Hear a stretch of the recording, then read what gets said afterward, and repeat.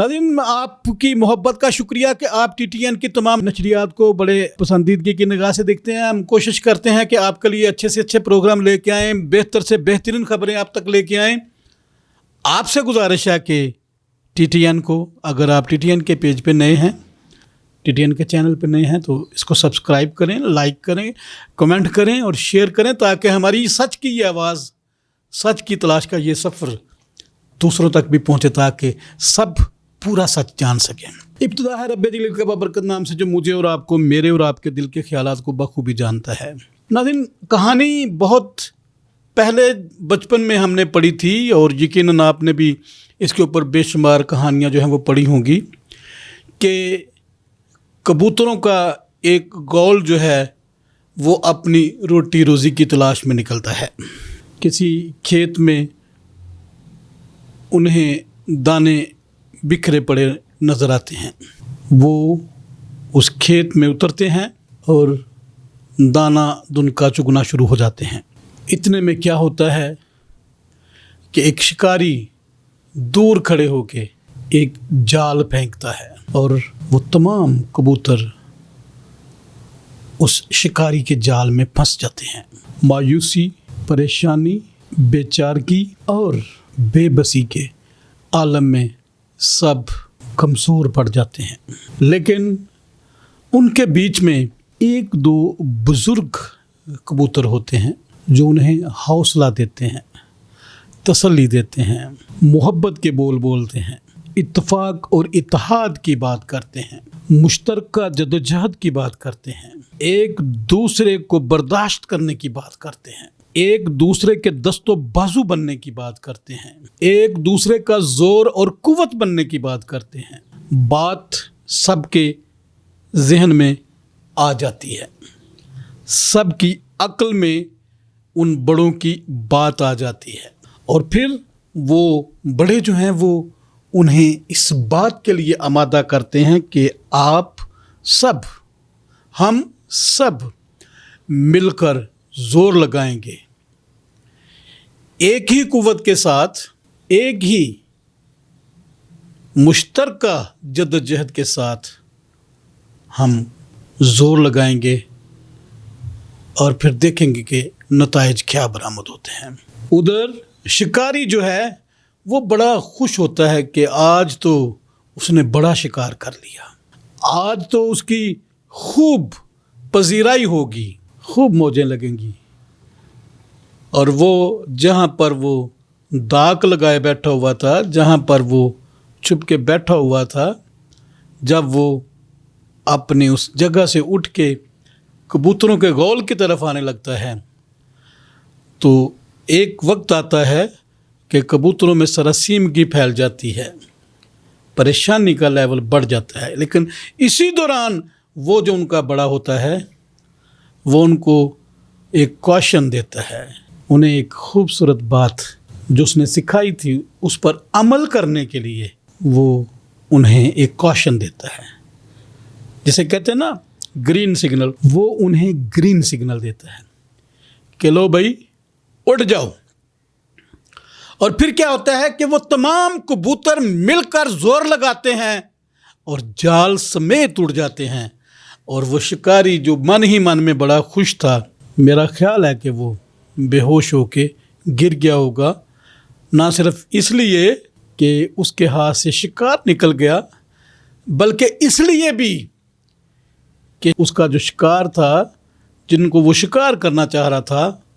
वो उसका जाल भी ले उड़े। यकीनन इत्तफाक में बड़ी बरकत है, यकीनन इत्तेहाद में बड़ी ताकत है, यकीनन मिल बैठने में बरकत है। कलाम मुक़द्दस में भी ये बात बड़ी वाज़े तौर पर लिखी गई है कि क्या ही खुशी की बात है कि भाई बाहम मिलकर रहें। और मैं ये समझता हूँ कि इत्तेफाक जो है, इत्तेहाद जो है, oneness, togetherness, unity, uniformity, unification, ये तमाम अल्फाज इन उंगलियों को एक मुट्ठी में तब्दील कर देते हैं। اور جب ہم ان تمام انگلیوں کو الگ الگ توڑنے کی کوشش کریں گے تو یہ آسانی سے ٹوٹ جائیں گے، لیکن جب یہ مٹھی بن جائے گی تو پہلی بات اس کو کھولنا مشکل ہو جائے گا، اور کھلے گی بھی تو پھر اس کے فضائل فرق ہوں گے اور ہر انگل اپنا اپنا کردار ادا کرے گی۔ یہ اتحاد اور اتفاق کی بات ہے۔ ناظرین، یہ ساری تمہید باندھنے کا مقصد صرف یہ ہے کہ میں اپریشیٹ کرنا چاہتا ہوں ہمارے جتنے بھی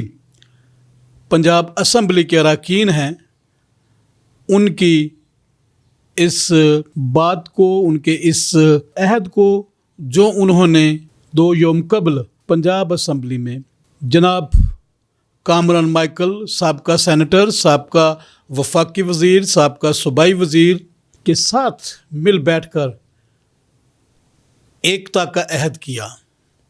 اکٹھے چلنے کا عہد کیا، ایک دوسرے کو تسلیم کرنے کا عہد کیا، ایک دوسرے کو برداشت کرنے کا عہد کیا،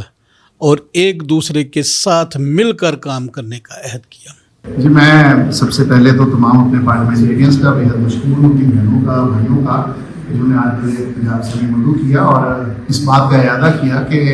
ہم مل کر مستقبل میں اپنی قوم کے لیے، جیسے ہم ماضی میں بھی خدمت کرتے رہے ہیں، ہم آئندہ بھی مل کر اور ایک پلیٹ فارم پر اکٹھے ہو کر ہم قومی مسائل کے حل کے لیے اپنی تعاون کریں گے۔ اور میں اس بات کے لیے بے حد خدا کا شکر گزار ہوں کہ تمام دوستوں نے، تمام بھائیوں نے، بہنوں نے مل کر چلنے کا جو ایک اعلان کیا ہے، اس میں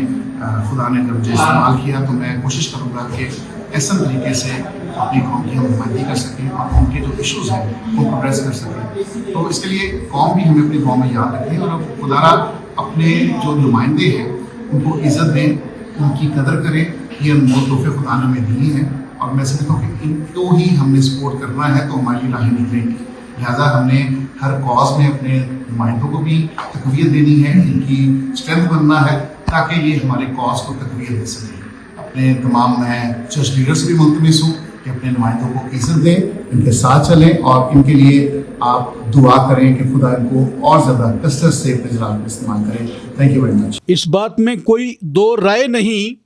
کہ ان تمام ہمارے جتنے بھی پنجاب اسمبلی کے لیجسلیٹرز ہیں، ممبران صوبائی اسمبلی ہیں، ان کا مقصد ایک ہی ہے اور وہ مقصد ہے قانون سازی۔ اور قانون سازی اپنی قوم کے لیے بالخصوص، پوری پنجاب کے لیے بھی وہ قانون سازی کے لیے نکل سکتے ہیں، لیکن خاص طور پر اپنے مسیحیوں کے لیے قانون سازی کے لیے ان کی خاص ذمہ داری ہے، اور انہیں یہ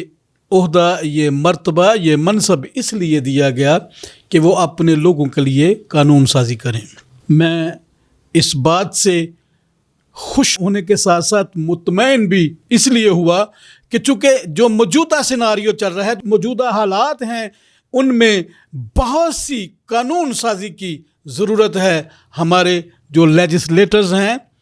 انہیں اپنی ذمہ داری نبھانے کی بہت زیادہ ضرورت ہے، چونکہ اس وقت مسیحی قوم جو ہے پورے پاکستان میں اور بالخصوص پنجاب میں ایک انتہائی نازک موڑ پہ کھڑی ہے۔ آئے روز زنا کے مقدمات، کم عمر بچیوں کے ساتھ جبری شادی کے کیسز، بچوں کے اغوا کے معاملات، پچھلے چند دنوں میں کافی زیادہ اس طرح کے واقعات ہو چکے ہیں کہ بندوں کو اغوا کر کے موت کے گھاٹ اتار دیا گیا۔ سینٹ میری میں فیاض مسیح کا واقعہ، آصف ٹاؤن میں ایک واقعہ رونما ہوتا ہے جہاں پر قبرستان میں رکھوالی کرنے والے ایک خاندان پر ایک مسلم خاندان جو ہے وہ حملہ آور ہوتا ہے اور چھریوں وار کر کر کے بندے کو شدید زخمی کر دیتے ہیں۔ کلارک آباد میں واقعہ ہوتا ہے، گڑی شاہو میں واقعہ ہوتا ہے۔ اس طرح کے بے شمار واقعات ہڑپا سائی وال میں،